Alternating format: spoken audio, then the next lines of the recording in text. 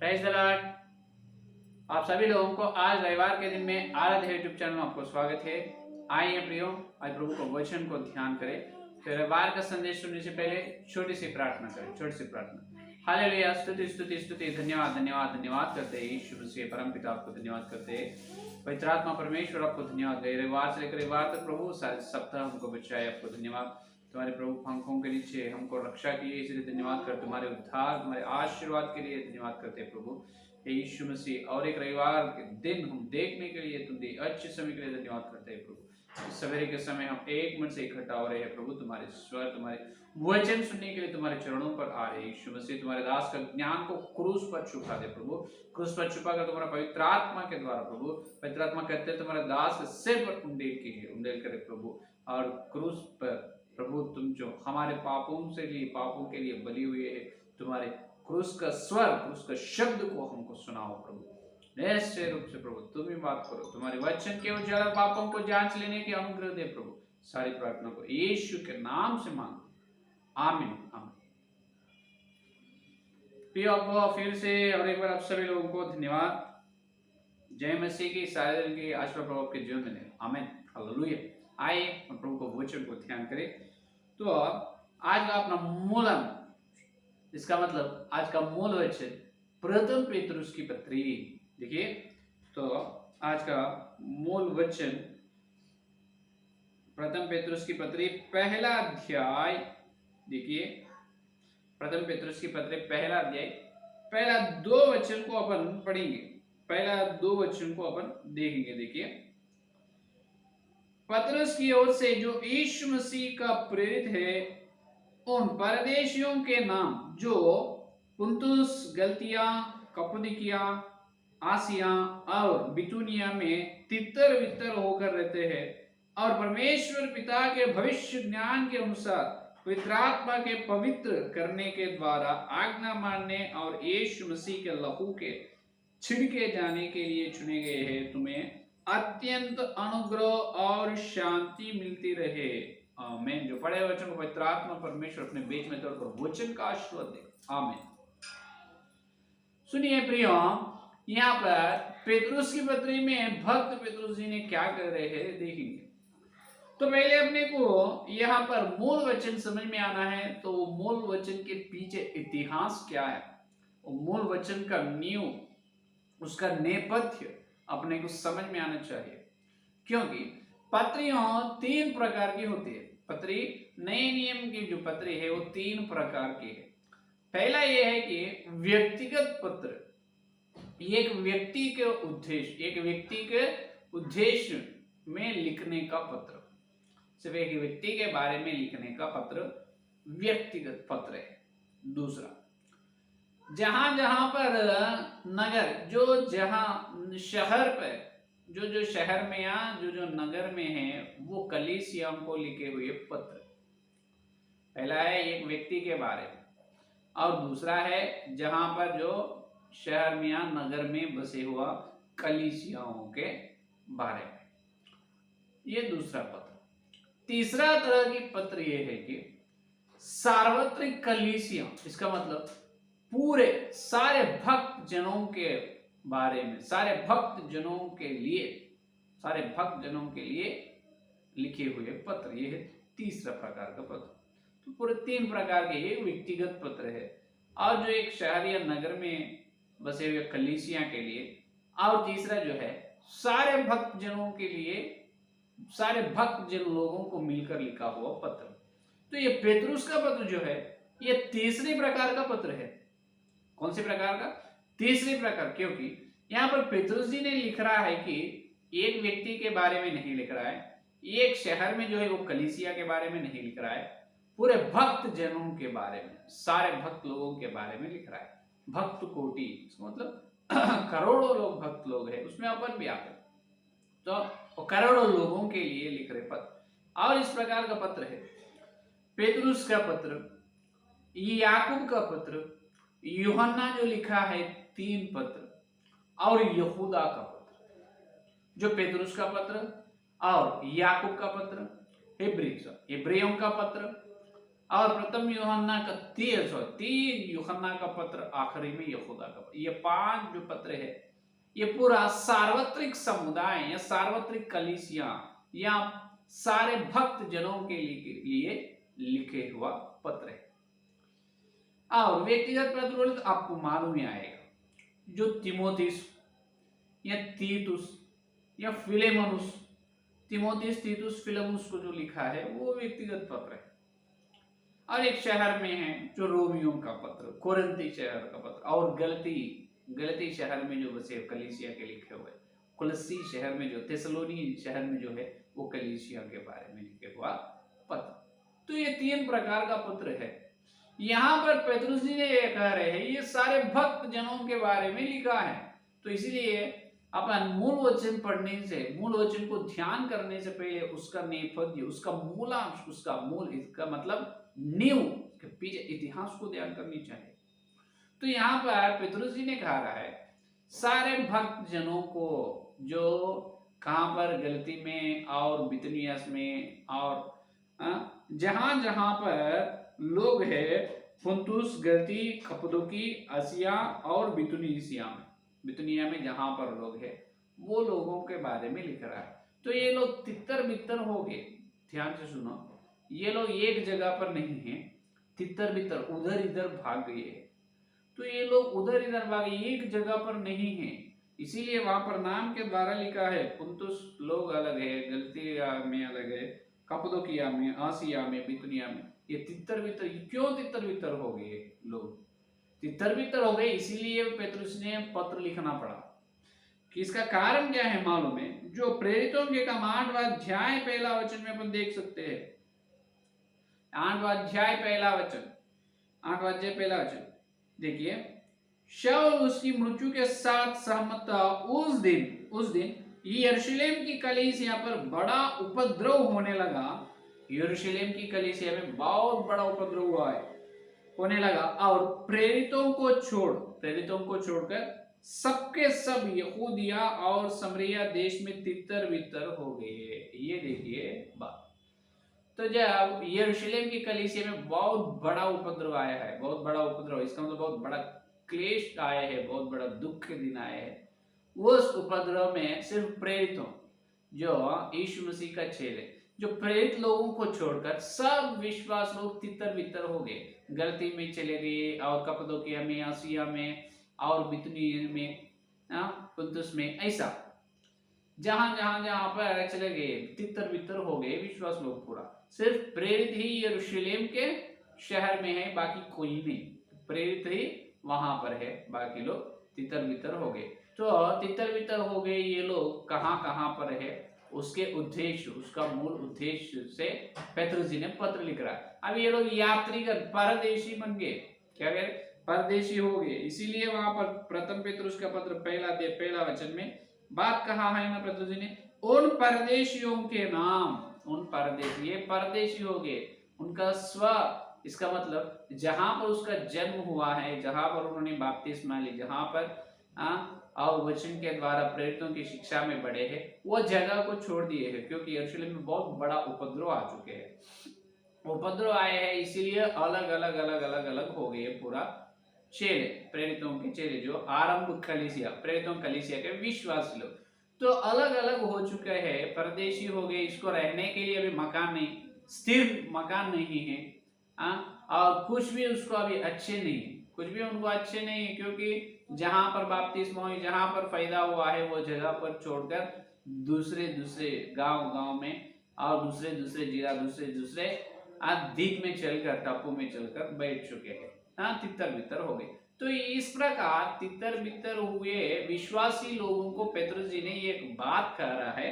दूसरा वचन में क्या कह रहे हैं, देखिए दूसरा वचन में कह रहा है कि तुम्हें अत्यंत अनुग्रह और शांति मिलती रहे, परमेश्वर पिता के भविष्य ज्ञान के अनुसार, पवित्र आत्मा के पवित्र करने के द्वारा, पिता के अनुसार और परमेश्वर पिता के अनुसार और पवित्र आत्मा के द्वारा तुम्हें अत्यंत अनुग्रह और शांति मिलते। अरे ये तितर बितर हो गए विश्वास लोगों को शांति कैसे मिलते है, अनुग्रह कैसे मिलते है? ये बहुत आश्चर्य की बात है या नहीं? क्योंकि उनका जगह पर उन्होंने ये गांव छोड़ दिए, वो देश को छोड़कर दूसरे दूसरे देश में चले गए हैं। और ये लोगों का विश्वास जीवन कैसे है, आत्मिक जीवन, ये लोग तो डर रहे हैं, क्योंकि डरे हुआ लोग है, यहोवा को भय मानने वाला है, लेकिन अंदर तो घबरा है, क्योंकि उनका देश से वो तितर बितर हो गए, मिल के नहीं है कहाँ पर भी। तो अभी ये लोगों को पेतरुस जी ने ऐसा करे, परमेश्वर की ओर से तुम्हें शांति और अनुग्रह मिलते हैं। ऐसे कैसे मिलेगा? परमेश्वर की ओर शांति और अनुग्रह मिलते हैं, ऐसे बता रहे।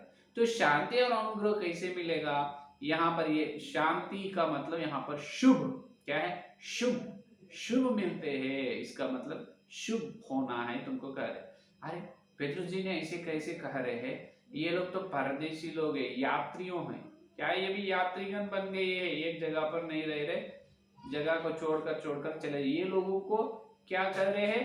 यात्रीगण, तुमको शुभ होना है, शांति होना है, अनुग्रह होना है। ऐसे कैसे होता है? तो ये आज अभी देखिए यहाँ पर पेतरुस के द्वारा पवित्र आत्मा परमेश्वर वो तितर बितर हो गए विश्वास लोगों को शुभ या अनुग्रह होने के लिए कहा है।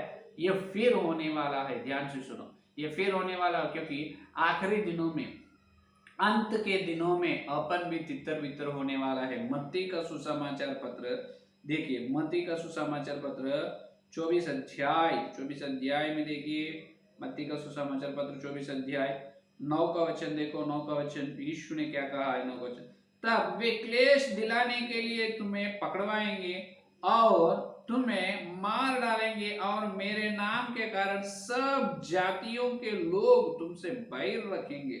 तब बहुत सारे ठोकर खाएंगे और एक दूसरे को पकड़वाएंगे और एक दूसरे से बैर रखेंगे। ये देखिए अपन अंत दिनों में ये फिर से होगा। अभी विश्वासी लोग अपन हैं, तो अपन भी आखिरी दिनों में, तो यीशु मसीह का दूसरा आगमन से पहले आखिरी झूठ मसीह आता है, निकलता है, जब वो बड़े क्लेश में अपन एक जगह पर इकट्ठा नहीं होते हैं। जैसा यरूशलेम में बड़ा उपद्रव आया है, फिर अपने को उपद्रव आने वाला है, जब अपन तितर बितर हो जाते, एक जगह पर कोई नहीं रहते, एक जगह पर बैठ के यीशु का स्तुतियां आराधना नहीं कर सकते, आज अपन जैसा कर रहे उस प्रकार। और वचन का अकाल आएगा, वचन नहीं मिलता है सुनने के लिए।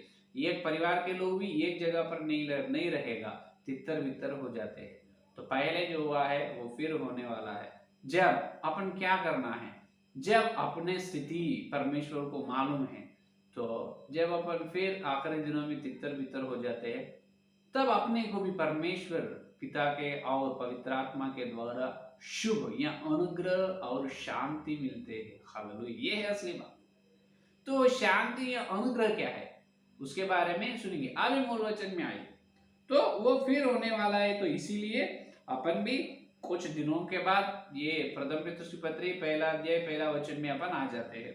तो वो अनुग्रह और शांति क्या है? देखिए प्रथम पेतरुस की पत्री पहला अध्याय दूसरा वचन को देखो, दूसरा वचन या तीसरा वचन को देखिए। तीसरा वचन को, हमारे प्रभु यीशु मसीह के परमेश्वर और पिता का धन्यवाद हो, जिसने यीशु मसीह को मरे हुए में से जी उठने के द्वारा अपनी बड़ी दया से हमें जीवित आशा के लिए नया जन्म दिया है। हालेलुया, यह है असली बात। पहला क्या है? अपने को नया जन्म दिया है यीशु मसीह। क्या दिया अपने को? नया। ये नया जन्म कैसे हुआ है? अपने को मालूम है, यूहन्ना का सुसमाचार पत्र तीसरा अध्याय तीसरा वचन, जो फिर से अपन जन्म लिए हैं। कैसे? पानी से और आत्मा के द्वारा। वहां पर निकोदेम आकर यीशु से कहता है, क्या मैं स्वर्ग का परमेश्वर का राज्य का वारसी होना है, तब क्या करना है? जब यीशु मसीह ने कहता है तुम तो फिर से जन्म लो, फिर से तुम जन्म होना चाहिए। तो मैं माता के गर्भ में फिर से कैसे जन्म हो सकता हूँ? एक ही बार जन्म हो सकता। तो जब यीशु मसीह कहा है तुम पानी से और आत्मा के द्वारा जन्म लेना, यूहन्ना के सुसमाचार पत्र तीसरा अध्याय तीसरा वचन, तो वो है यहाँ पर। और फिर से जन्म लेना यूहन्ना के सुसमाचार पत्र तीसरा अध्याय तीसरा वचन में कहा है। तो फिर से जन्म लेना, इसका मतलब क्या है? बहुत लोग तो ये भी नहीं सोचते हैं फिर से जन्म लेना कैसे, इसका मतलब कैसे। तो उसके बारे में फिर से जन्म लेना, उसका अर्थ यहाँ पर बताया गया है कि याकूब की पत्री पहला अध्याय, याकूब की पत्री पहला अध्याय 18 वचन देखिए। 18 वचन में देखो, याकूब की पत्री पहला अध्याय 18 वचन। उसने अपनी ही इच्छा से हमें सत्य के वचन के द्वारा उत्पन्न किया। हालेलुया। सत्य वचन के द्वारा अपन जन्म लिए। फिर से जन्म लेने का मतलब क्या है? अपन सत्य वचन के द्वारा जन्म लिए। अरे ये कैसा, पानी और आत्मा से जन्म लिया बोल रहे हैं, यहाँ पर वचन से जन्म लिया। इसका अर्थ और एक जगह पर लिखा। अभी ये दो मिला के देखो, प्रथम पेतरुस की पत्री पहला अध्याय में देखिए, प्रथम पेतरुस की पत्री पहला अध्याय, अपन अविनाशी बीज से, कहां से? अपन अविनाशी बीज से अपन जन्म लिए हैं। देखो पहला अध्याय 22 वचन देखिए, अतः जबकि तुमने भाईचारों के निष्कपट प्रेम के निमित्त सत्य को मानने से अपने मनों को पवित्र किया है, तो तन मन लगाकर एक दूसरे से अधिक प्रेम रखो, क्योंकि तुमने नाशवान नहीं पर अविनाशी बीज से परमेश्वर के जीवते और सदा ठहरने वाले वचन के द्वारा नया जन्म पाया है। हालेलुया। यह है असली बात। नया जन्म कैसे पाया है? सत्य वचन के द्वारा। इसका मतलब अविनाशी बीज अपने अंदर आ चुके हैं। बपतिस्म लेना या उद्धार पाने का मतलब क्या है? ऊपर से यीशु मसीह का अविनाशी बीज अपने अंदर आ चुके हैं। उस प्रकार अपन बपतिस्म लिए उद्धार पाए। तो क्यों पाए हैं उद्धार? उद्धार पाना का मतलब यह है अविनाशी बीज, ये नाश होने वाला नहीं, अविनाशी बीज अपने अंदर आए हैं। तो अविनाशी बीज के द्वारा अपन फलनी चाहिए। तो कैसे फलना है? तो इसका मतलब यह उद्धार पाना नहीं, उद्धार का अनुभव अपने जीवन में रहनी चाहिए। क्या रहनी चाहिए? उद्धार पाना। तो आज बहुत हजारों विश्वास लोग हैं, तो उद्धार कब पाए हैं? डेट बोलते हैं, दिनांक बोलते हैं, मैं सितंबर 2020 में, नहीं तो 21 में, 22 में मैं उद्धार पाया। लेकिन क्या तुम्हारे जीवन में उद्धार का अनुभव है? अरे उद्धार का अनुभव का मतलब क्या है? उद्धार का अनुभव का मतलब ये है कि रोमियो की पत्री 8वां अध्याय देखिए, रोमियो की पत्री 8वां अध्याय 16 वचन में पौलुस जी ने बता रहे हैं, भक्त पौलुस जी ने ये बता रहे हैं, 8 और 16 वचन देखिए, पवित्र आत्मा आप ही हमारी आत्मा के साथ गवाही देता है कि हम परमेश्वर की संतान हैं। हालेलुया। ये है तुम्हारे मन, ये गवाही तुम्हारे मन दे रहा है। पवित्र आत्मा कहता है, क्या कहता है? परमेश्वर की संतान हैं, हमारे आत्मा के साथ गवाही देता है। अरे बाप, पवित्र आत्मा ने तुम्हारे आत्मा से, तुम्हारे आत्मा के साथ ये गवाही दे रहे हैं, मैं परमेश्वर का बेटा या बेटी बन चुका हूं। अगर बने तो तुम हर दिन प्रार्थना करते हैं, और तुम जब प्रार्थना करते हैं वापस परमेश्वर के स्वर या परमेश्वर का शब्द भी तुम सुनते हैं। इधर से प्रार्थना ऊपर जाना नहीं, ऊपर से जवाब नीचे आना है, वो है उद्धार का अनुभव। बहुत लोग प्रार्थना कर रहे हैं लेकिन उसका जवाब नहीं पा रहे हैं। इसका मतलब वो लोग जो उद्धार, जो बपतिस्मा लिए, सिर्फ लिए हैं, लेकिन उसका अनुभव, उसका एक्सपीरियंस, अनुभव तो जीवन में नहीं है। अच्छे उदाहरण, शादी के लिए बपतिस्मा लेते हैं, ब्याह के लिए लड़का और लड़की है, दोनों में कोई एक ही विश्वास है, यीशु मसीह को माने और एक नहीं माने। तो लड़का माने तो लड़की शादी के लिए बपतिस्मा लेती है, अगर लड़की पहले माने तो लड़का शादी के लिए बपतिस्मा लेता है। लेकिन उनके जीवन में बपतिस्मा का कार्यक्रम तो हुआ है, लेकिन यीशु मसीह उनके हृदय में नहीं आए। जो बपतिस्मा का अनुभव, उद्धार का अनुभव उसमें जीवन में नहीं, जो पवित्र आत्मा उनके आत्मा के साथ मैं परमेश्वर का संतान हूं ऐसा गवाही नहीं दे पाते, क्योंकि उसके जीवन में उद्धार का अनुभव नहीं है। यही बात को और अच्छा समझाता है अपने को प्रथम यूहन्ना का पत्र 5वां अध्याय में। देखिए प्रथम यूहन्ना का पत्र में 5वां अध्याय में यहाँ पर 9 का वचन देखिए, 5 और 9 का वचन देखिए, जब हम मनुष्यों की गवाही मान लेते हैं तो परमेश्वर की गवाही तो उससे बढ़कर है, और परमेश्वर की गवाही यह है कि उसने अपने पुत्र के विषय में गवाही दी है। जो परमेश्वर के पुत्र पर विश्वास करता है वह अपने ही में गवाही रखता है। हालेलुया। जब परमेश्वर अपने ही मन में गवाही रखता है, क्या तुम्हारे मन में गवाही है, मैं उद्धार पाया, मैं यीशु का बेटा या बेटी हूं, मैं हर दिन मैं प्रार्थना करो, मैं यीशु से संगति कर रहा हूं, यीशु मेरे से संगति कर रहा है, मैं यीशु के साथ, यीशु मेरे साथ, हम दोनों मिलके हैं। ये बात आप बोल सकते क्या? नहीं, मेरे प्रार्थना चल रही कि नहीं स्वर्ग में, उधर से आवाज तो बिल्कुल तो नहीं आ रहा है, एक दिन भी आज तक मैं तो ऊपर से नीचे जवाब तो मैं आए नहीं देखा हूं और मेरे कानों से नहीं सुना हूं। तो इसका मतलब क्या है, तुम्हारे जीवन में उद्धार का अनुभव नहीं है। इसका मतलब ये है तुम बपतिस्मा तो लिए है पूर्ण दिल से, पूर्ण दिल से, भरपूर मन से यीशु को तुम्हारे जीवन में स्वागत नहीं करे। यीशु मसीह तुम्हारा हृदय में नहीं बैठा है। अगर तुम्हारे हृदय में बैठे तो तुम्हारी आत्मा गवाही देते हैं और तुम्हारा मन भी गवाही देते हैं। ये है फिर से जन्म पाना, फिर से जन्म लेना। तो आज बहुत लोग ये अनुभव नहीं है।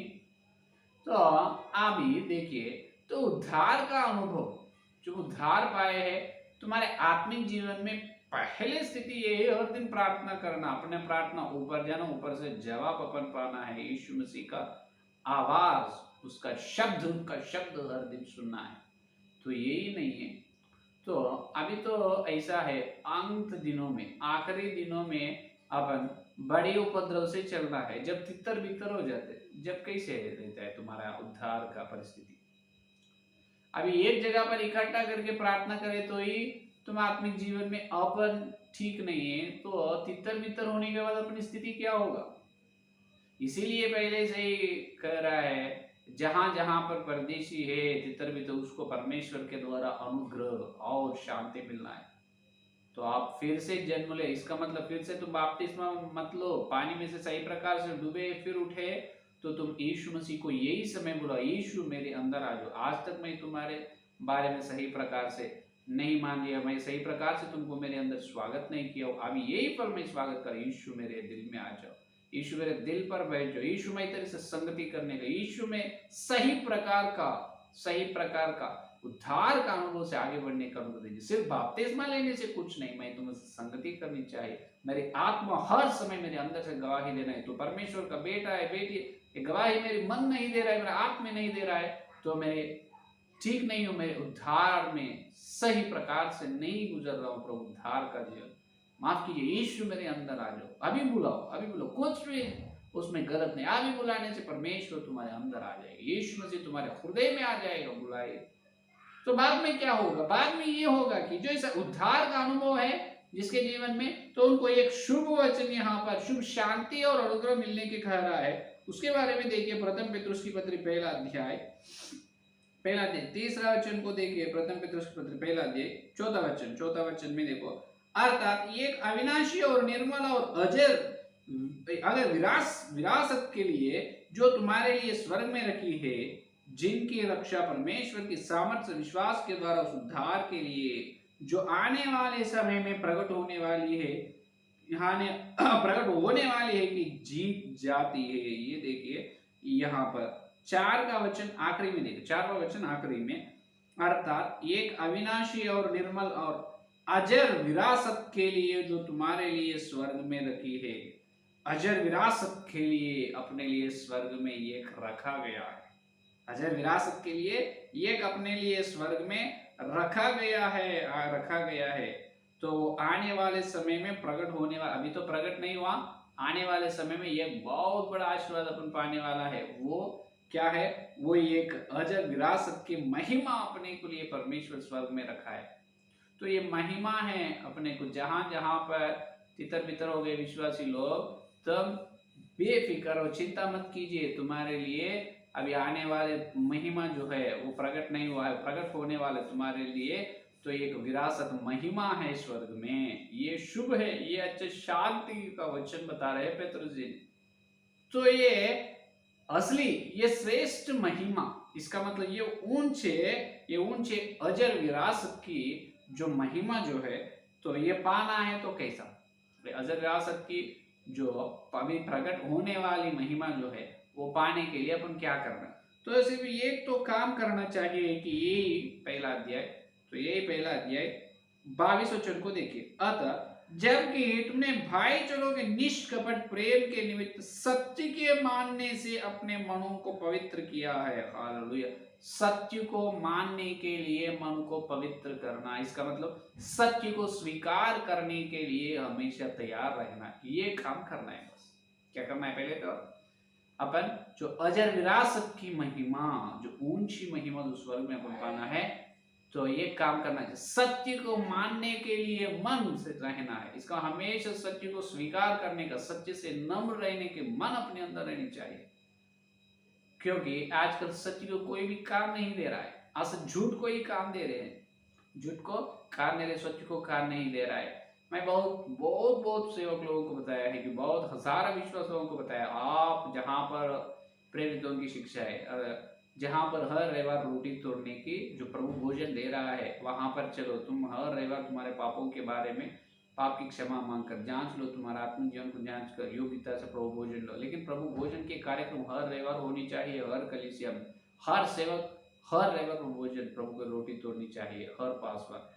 तो ये बताया जो कोई भी काम नहीं दे रहे, ये सत्य है, लेकिन सत्य उसको अच्छा नहीं लगता। बोलते हैं हमारा दादा दादी के दादा दादी से दादा दादा हजारों साल, जो 100 200 500 साल से हम महीने को एक बार रोटी तोड़ रहे, आप फिर आकर हर रविवार रोटी तोड़ने के लिए बता रहे हैं।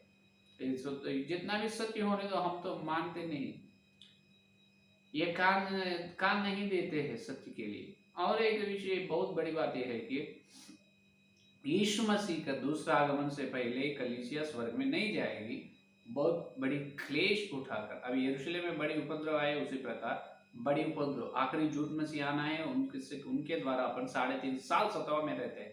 तो सताव होने के बाद मसीह की कलीसिया यीशु के द्वारा स्वर्ग में चलते है, ये सत्य है। तो बड़ी क्लेश कलीसिया को नहीं है बोल रहे, लेकिन बड़ी क्लेश अपने को ही है, ये है सच्चाई, ये है सत्य, इसको भी काम नहीं दे रहे और झूठ है बोल के उल्टा हमारे ऊपर झूठ प्रचार कर रहे हैं सेवक लोग। आप बताइए कहां पर है यीशु मसीह का कलीसिया क्लेश में नहीं रहेगा, चले जाएगा। बहुत सारे वचन है दानियल मत्ती का सुसमाचार पत्र प्रकाशित वाक्य में, पवित्र लोगों से युद्ध लड़ने के लिए आखिरी झूठ मसीह आए। अब पवित्र लोग स्वर्ग में गए तो उन्हें किससे लड़ेगा? अन्य जाति लोगों से लड़ेगा क्या आखिरी झूठ मसीह? बिल्कुल नहीं। यरूशलेम मंदिर में बैठकर अपने से ही लड़ेगा, उनकी सेनाओं को भेजते जब भी अपन तितर बितर हो जाते। जब वचन नहीं रहेगा अकाल आएगा, वचन का अकाल आएगी। जब वचन कहाँ में, पवित्र बाइबल हाथ में नहीं रहेगा, इसीलिए पहले से दिमाग में वचन को बिठाना है, उसको चाल चलन में लाना चाहिए। जब किसको पूछते, कोई भी कहाँ पर भी प्रार्थना ही नहीं रहेगा, अपना अपना जो मंदिर है चर्च में आराधना, वो चर्च में जो आखिरी झूठ मसीह की सेना लोग, उनके लोग बैठ जाएगा, अपन नहीं बैठते।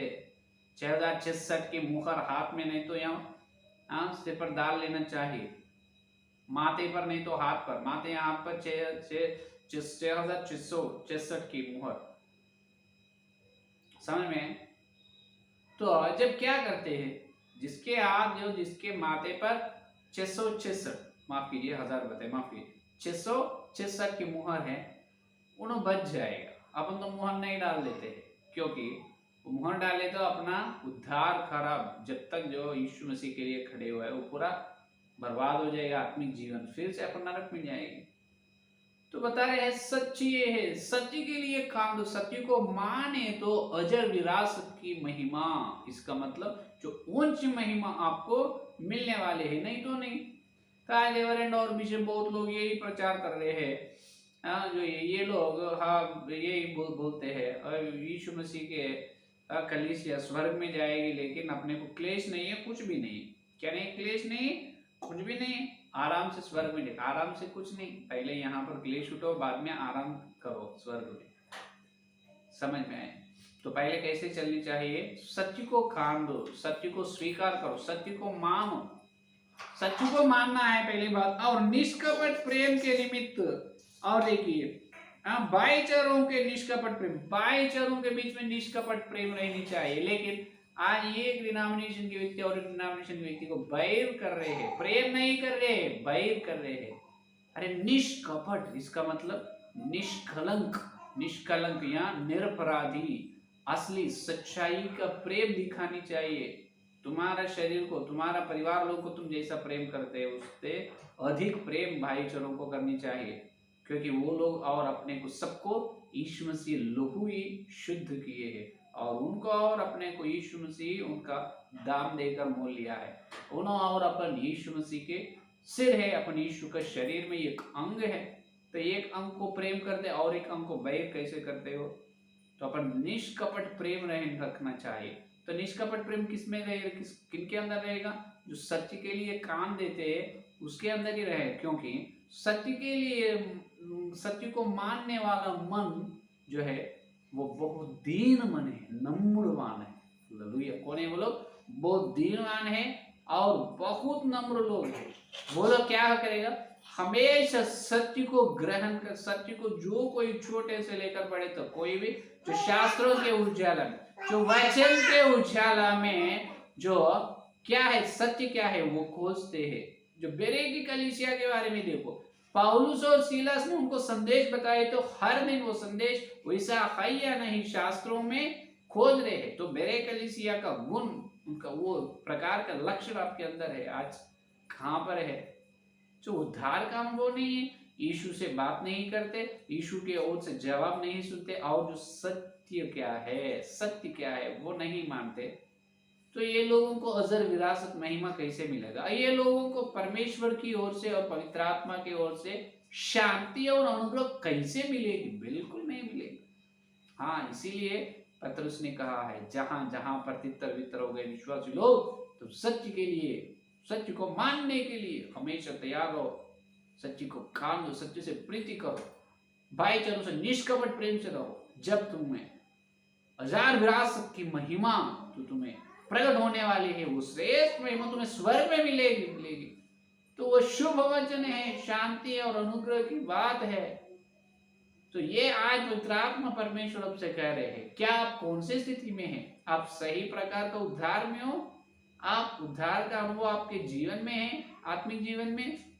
जब बपतिस्मा ले वो दिनांक भूल जाओ, उसको याद रहे तो नहीं रहे तो भी किसी प्रकार का फर्क नहीं, लेकिन जब तुम यीशु को तुम्हारे हृदय में बुलाए, जब तुम्हारा मन परिवर्तन, तुम्हारा मन बदलते ना, उस दिन तुमको याद में है, यीशु मैं बहुत कठोर पापी हूँ प्रभु, लेकिन मेरे पापों के लिए तुम क्रूस पर बलि हुआ। यीशु तुम्हारे अत्यंत प्रेम के लिए बहुत बड़ी धन्यवाद कर दो, मेरे लिए, मेरे बिना, मेरे अलावा तुम यीशु मसीह तुम क्रूस में मर चुके हैं, जो मैं लेने वाला दंड, वो सजा तुम लिए है प्रभु, आपको धन्यवाद। यीशु मेरे पापों की क्षमा करो, मेरे हृदय में ऐसे प्रार्थना तुम किए हो ना, तो वो श्रेष्ठ समय जब तुम ऐसे प्रार्थना करे हो, वो समय तुम्हें याद में, यीशु मसीह तुम्हारे हृदय में है। क्या तुम्हारा आत्मा और तुम्हारा मन गवाही दे रहे तुम परमेश्वर का बेटा या बेटी है? हर समय मन गवाही दे रहे नहीं है तो तुम सही प्रकार का उद्धार के जीवन में, उद्धार का अनुभव नहीं। अगर वो अनुभव में है तो आप सत्य को मान रहे या झूठ को मान रहे? सत्य को मानने का मन है तो अजर विरासत की महिमा तुम्हें मिलने वाले, स्वर्ग में तुमको महिमा मिलने वाली, नहीं तो नहीं। क्योंकि आखिरी दिनों में अपन है, अपन कुछ दिनों के बाद ये वचन नहीं रहते, कोई भी बताते नहीं, अभी सुनो, सत्य है, यीशु का दूसरा आगमन बहुत करीब है, यीशु आने वाला है, अपन बहुत बड़ी क्लेश उठाकर चलने वाले हैं, तो तैयार हो जाओ, क्लेश में से चलने के लिए तैयार हो जाओ मेरे प्रियो। ये सत्य है, सत्य को मानो, सत्य को स्वीकार करो। आखिरी दिनों में और कोई वचन नहीं बताएगा, सत्य को बिल्कुल बताएगा नहीं।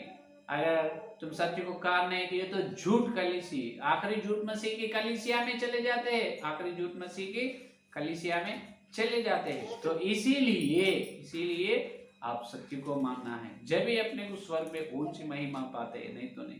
तो आपके अंदर उद्धार का अनुभव है, नहीं है तो यीशु को अभी बुलाओ, तुम्हारे हृदय में आने के लिए बोलो। यीशु तुम्हारे हृदय में आएगा और तुम्हारे से संगति करेगा, और यीशु का सत्य को आप स्वीकार करो, प्रेरितों की शिक्षा में आप आओ, यीशु का दूसरा आगमन के लिए, उससे पहले बड़ी क्लेश के लिए आप तैयार हो जाओ। ये है सत्य, ये है सत्य।